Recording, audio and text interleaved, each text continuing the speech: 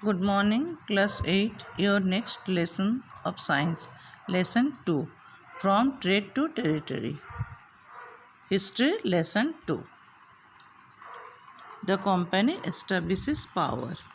Okay. Aurangzeb was the first of the powerful Mughal rulers. He established control over a very large part of the territory that is now known as India. After his death in 1707, many Mughal governors, Subedars and big Jamindars began arresting their authority and establishing regional kingdoms. Aurangzeb आप लोग सब जानते हो, Aurangzeb last Mughal empire था। Last Mughal सम्राट औरंगजेब थे। उन्होंने जो बड़े साम्राज्य की स्थापना किए थे उसे हम भारत कहते हैं। 1707 में उनके देहांत के बाद जो सूबेदार एंड जमींदार थे, पावरफुल सूबेदार एंड जमींदार, वो छोटे छोटे जो राज्य थे उसके ऊपर कब्जा कर लिए थे और कोई पावरफुल मुग़ल सम्राट उस समय थे नहीं, तो छोटे छोटे राज्य में देश विभाजित हो गए और वहाँ के जो सूबेदार एंड जमींदार थे वो वहाँ राज करने लगे। By the second half of 18th century, however, a new power was emerging on the political horizon, the British. 18th century के उत्तरार्ध तक एक नए शक्ति का आगमन हुआ। They are British, जिसे अपन ब्रिटिश कहते हैं। You know that the British originally came as a small trading company. आप सब जानते होंगे कि ब्रिटिश एक छोटा सा ट्रेडिंग कंपनी के रूप में हमारे देश में आया था। मतलब उसका फर्स्ट एंट्री एक ट्रेडिंग कंपनी के रूप से हुई थी। Our next topic is East India Company comes east. In 16th, the East India Company acquired a charter from the ruler of England, Queen Elizabeth.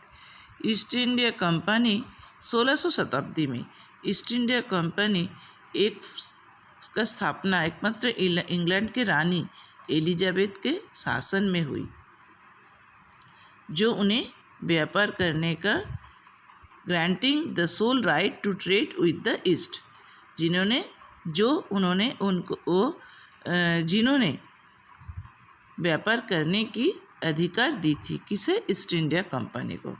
Queen Elizabeth one ने granting the sole right to trade with the east के साथ वाणिज्य करने की, व्यापार करने की अधिकार दी थी।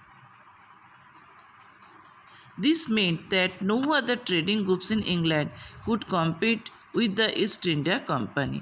इसका मतलब ये था इंग्लैंड के अन्य कोई व्यापारिक समूह ने ईस्ट इंडिया कंपनी के साथ प्रतिस्पर्धा नहीं कर सकता।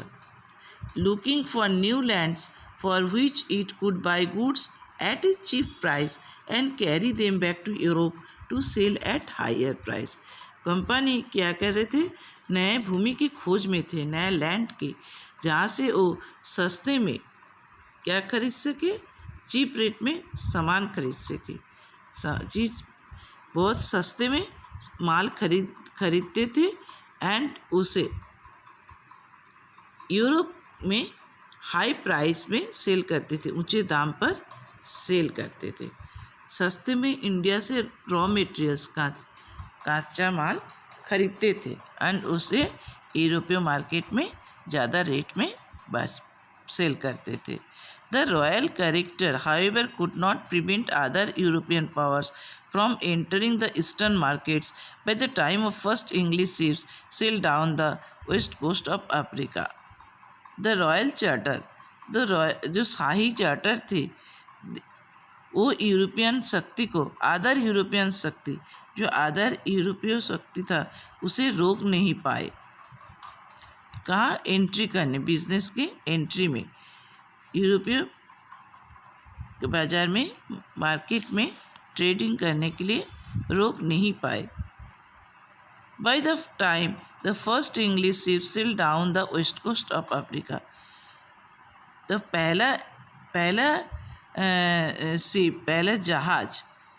पहला इंग्लिश ब्रिटिश जहाज वेस्ट कोस्ट ऑफ अफ्रीका के पश्चिमी भाग में आके उतरे थे।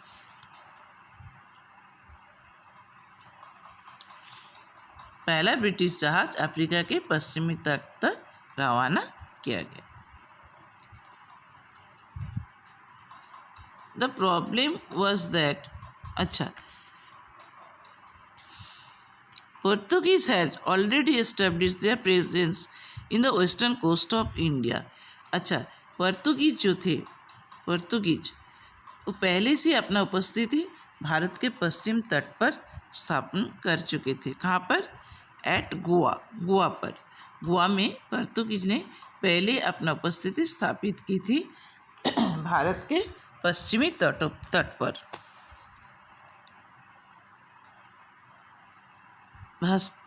Vasco da Gama, a Portuguese explorer who had discovered the sea route of India. अब सब जानते हो भास्को दा गामा एक पोर्तुगीज सेलर था, नाविक, जो भारत आने की समुद्री मार्ग की खोज की सी रूट का आविष्कार किया भारत आने का। The problem was that all the companies were interested in buying the same things. समस्या ये थी कि सभी कंपनियों ने एक ही चीज़ खरीदने में इंटरेस्टेड थी। वो क्या था?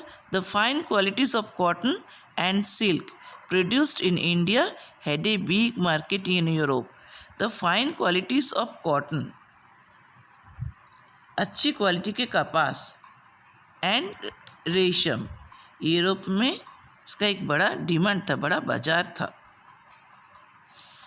बिग मार्केट इन यूरोप में इंडियन कॉटन के एंड सिल्क, कपास एंड सिल्क, ये दोनों का बड़ा बाजार था।